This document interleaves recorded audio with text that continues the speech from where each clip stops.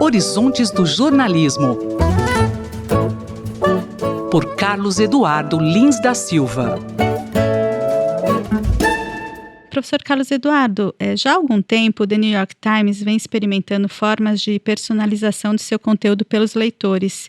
E em meados de junho, o aplicativo do jornal para iPhone começou a apresentar a funcionalidade chamada For You, onde o usuário recebe as notícias que são de seu maior interesse. Como o senhor vê isso? Eu vejo com um pouco de ceticismo, Márcia, porque eu ainda não experimentei esse instrumento especificamente. Mas no passado, não só com o New York Times, mas com outros veículos de comunicação, minha experiência com a chamada inteligência artificial não tem sido das melhores.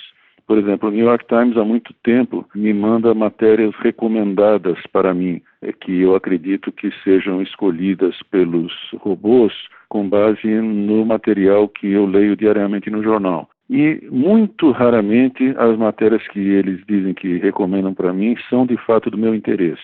A mesma coisa acontece com a Amazon, que me manda livros ou discos recomendados. Com frequência são livros ou discos que eu já comprei na Amazon. Eu acreditaria que a inteligência artificial fosse suficientemente sofisticada para saber que aquilo que eu já comprei eu não vou comprar de novo, né? E muitas vezes eles me recomendam discos e livros que eu minimamente não tenho interesse.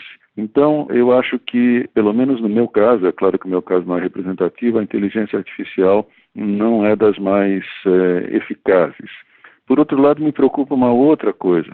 Há muito tempo que se fala que o jornal ideal é o jornal que só tem as notícias que eu quero ler. Só que eu acho que uma das qualidades essenciais do jornalismo, tanto para o bem da sociedade quanto para o bem do indivíduo que lê jornal, é proporcionar a ele informações sobre assuntos a respeito dos quais eles não têm interesse conhecido prévio. É aquela chamada ação que uma palavra em inglês que eu não conheço, tradução boa, define com grande precisão. É a palavra serendipity. Serendipity é quando você está andando, ou lendo, ou fazendo alguma coisa e de repente surge algo a respeito do qual você nunca tinha pensado e que atrai a sua atenção, o seu interesse de alguma forma. Isso é que enriquece a experiência das pessoas, é conhecer coisas que antes elas não conheciam e que podem acrescer em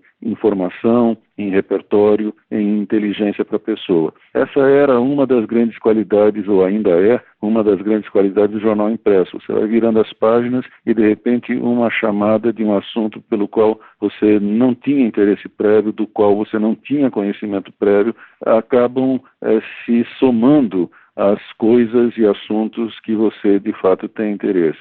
Eu temo que um jornal tão pessoalizado, individualizado, acabe tendo um efeito parecido com os das chamadas câmaras de eco e bolhas das mídias sociais como o WhatsApp. Você só ouve aquilo que você já conhece, você só lê aquilo com que você concorda, você só fala para aqueles que concordam com você também. Então, eu vejo com um certo ceticismo, embora, claro, isso possa ter sua utilidade. Os especialistas que apoiam a ideia, eles falam que esse tipo de coisa pode reduzir a sensação dos assinantes de sobrecarga de conteúdo.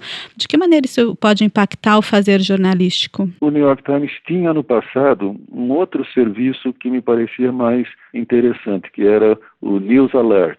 O leitor escolhia algumas palavras-chave, por exemplo, uma das minhas palavras-chave era Brasil, e toda vez que aparecia uma notícia sobre Brasil no jornal, aquilo me era enviado por e-mail. Aquilo era muito mais eficaz, a meu ver, do que a proposta do For You, mas eu repito, eu não testei o For You ainda, então eu estou dando aqui uma opinião por experiência própria que não é necessariamente representativa. Eu receio que isso acabe emburrecendo o leitor em vez de ampliar a sua inteligência e o seu conhecimento das coisas.